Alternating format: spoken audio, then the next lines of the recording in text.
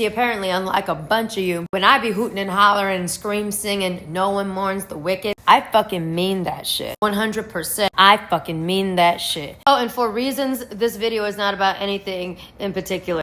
As someone whose brain chemistry was permanently altered by someone wicked, someone who looked me in my eyes and laughed as I was on my hands and knees begging her to stop, as someone who developed several mental disorders because of that person, as someone who struggles and has struggled with just not wanting to be here anymore because of the long-term physical and mental damage inflicted by the actions of that one person. That's also not to speak of the victims she had before and after me. I unfortunately know that there is a point at which people become so wicked that they have forfeited their humanity. They've become a monster because of how much pain and suffering they have brought into the world. I have always been the one to say that when I find out that my abuser has finally gotten her one-way ticket down the river Styx, when I find out she has finally paid the 2 drachmas, I'm throwing a party. I'm throwing a gala in my condo. I'm a punk rocker, yes I am, but there are some things that I will always be Frank Castle about because of the things I've been through. And I will always be glad when someone who has contributed to such collective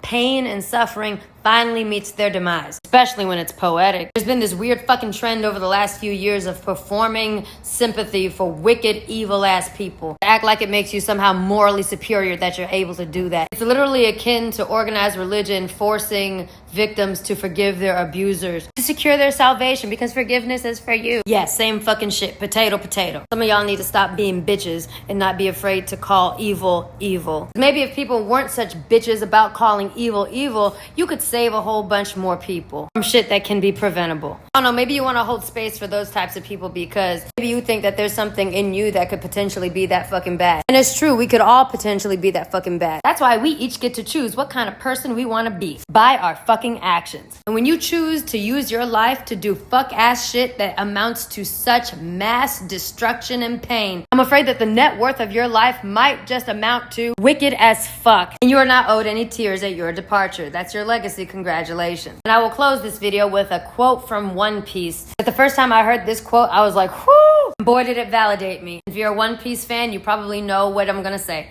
Death is never an apology.